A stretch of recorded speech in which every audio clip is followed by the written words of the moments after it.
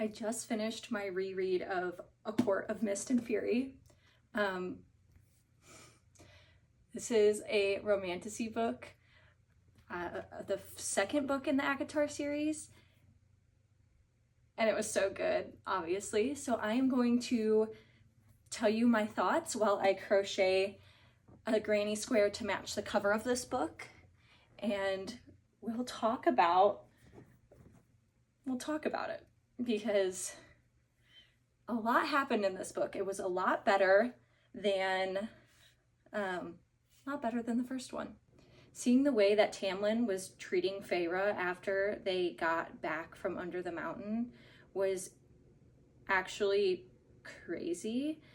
The way that he knew she was awake and throwing up and having like PTSD flashbacks, and he did absolutely nothing about it, is really insane to me. Like, yes, sure, he was probably struggling as well, as they said in the book he was, but it's just like, you supposedly love this girl and you're not taking care of her. Big red flag. The wedding scene was fantastic. I loved that she was walking down the aisle. By the way, spoilers, if you didn't know that already, spoiler alert. I love that she was walking down the aisle and in her head was like, someone please help me, please stop this, whatever. And Rhys shows up and is just like, hello, Feyre, darling. That is a man.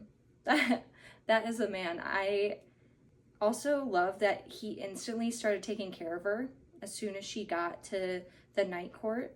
He like wanted her to eat and taught her how to read and made sure that she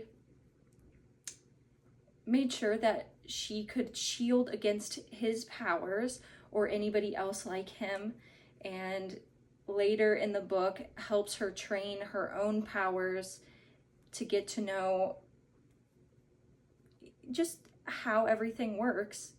And it's like, obviously Rhys cared about her and Tamlin was just a little crybaby bitch. I also really liked that Rhys taught her how to shield and read and taught her a lot of things in a flirty and cute manner.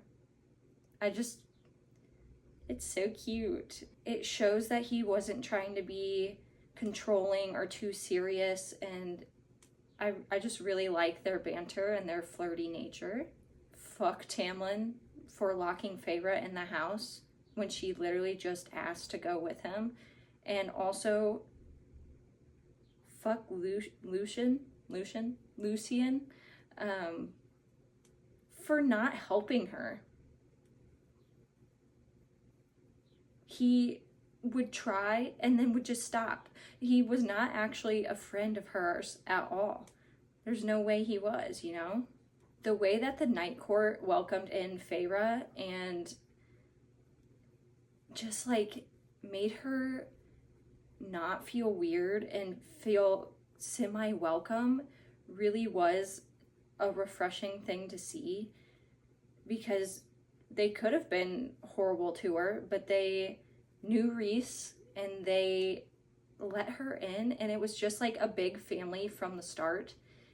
And I love that she saw that and craved that instead of staying in an abusive relationship.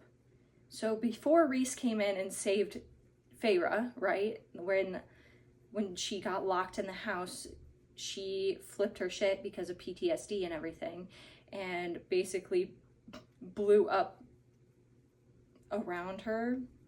And Moore came in, swooped in, got her out.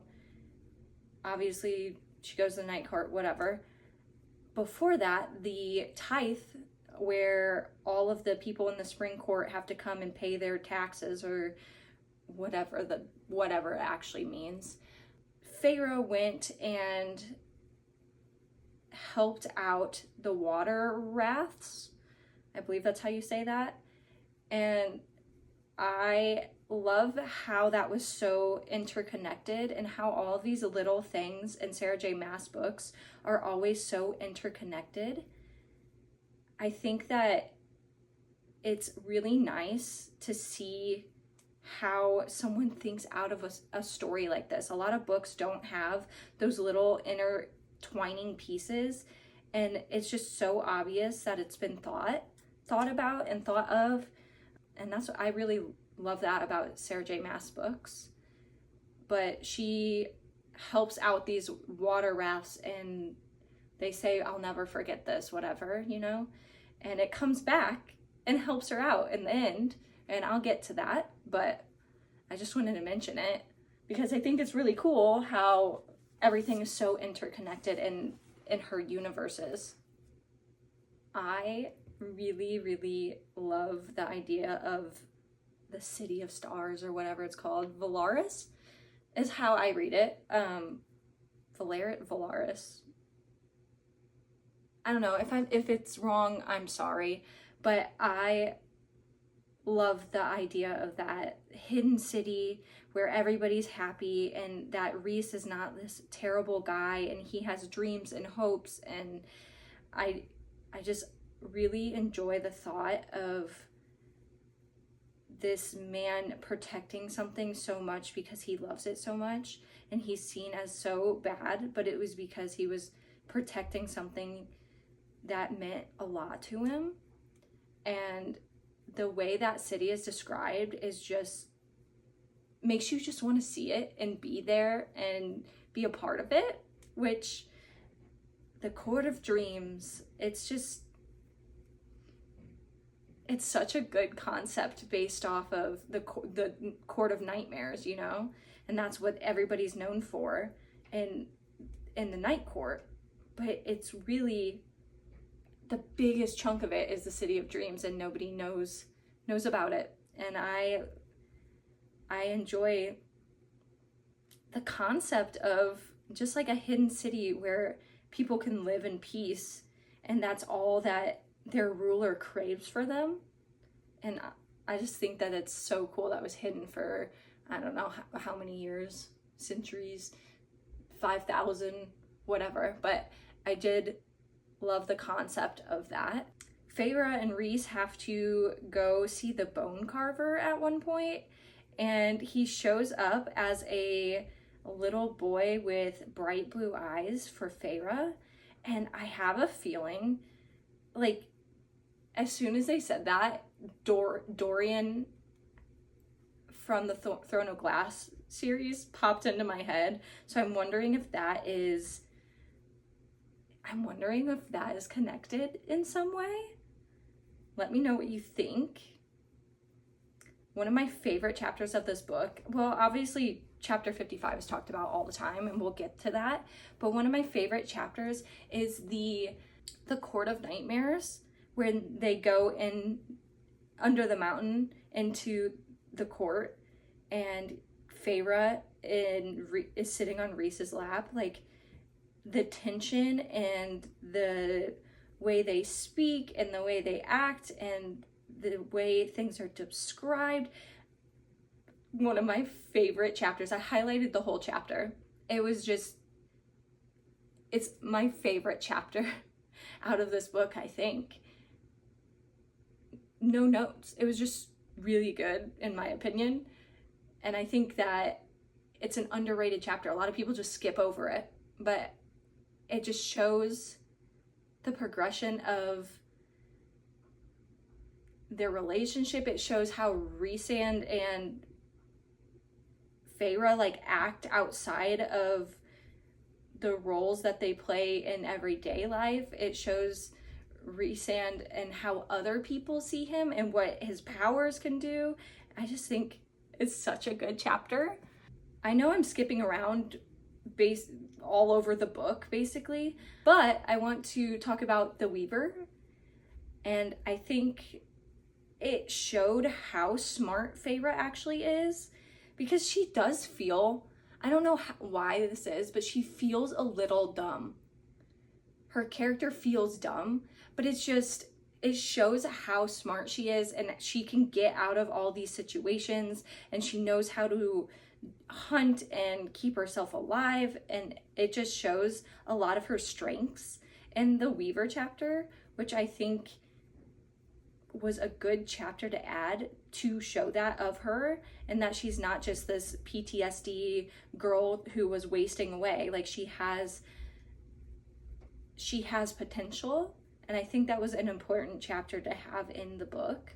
I love how protective Reese is to Feyre when she goes and sees her sisters for the first time after she becomes Fae, and Nesta is a bitch to Feyre, and how protective in a good way that Rhysand is over her. I think that it is like one of the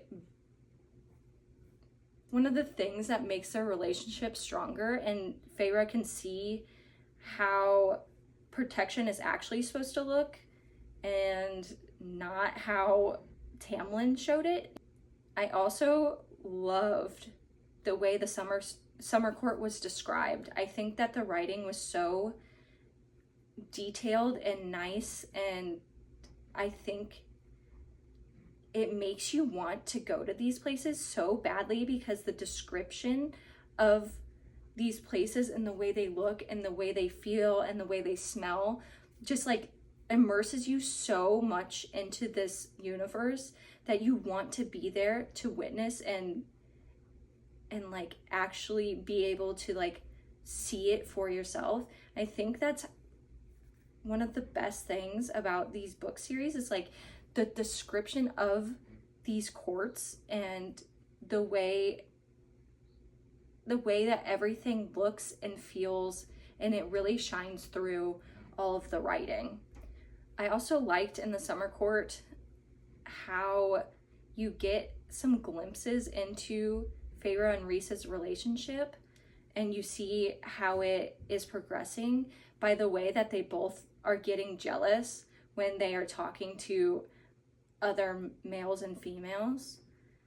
It just like shows little progression, and I think it's like really cute to see. And then when Feyre is looking with Amren for that book, and they get saved by the water rafts, that's what I was talking about earlier, is like I love how it's so interconnected. It's like, now my sister's debt is paid, you know? And I think,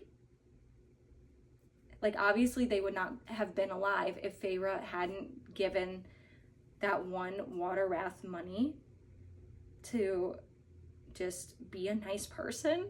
So I just like the interconnectedness of it all. It also shows you why you should always be nice to somebody when your gut feeling says to do that. Like, you might as well. Never know what's going to happen, what's going to come back karmically to you for being such a nice person. Fuck the human queens. I know I'm jumping around, but my gosh, those crazy ladies, screw them. The attack on Valaris because of them, it made me so sad. I liked seeing everybody's powers and how everybody came together and blah blah blah, but like the fact that they killed the one queen who was willing to help, and in such a brutal way, and also was working with, they were working with the enemy. It frustrates me. I don't like them. Rhys getting attacked with all the arrows and the poison and everything. It was an interesting plot, and obviously it was being set up the whole book, but it was really interesting to read because it shows like that they definitely were mated or were mates, because Feyre is like, I have to save him, I have to get to him, and she did anything to do that. And it just shows you that they actually were mates, even if she didn't know it. But I loved that the serial was surreal.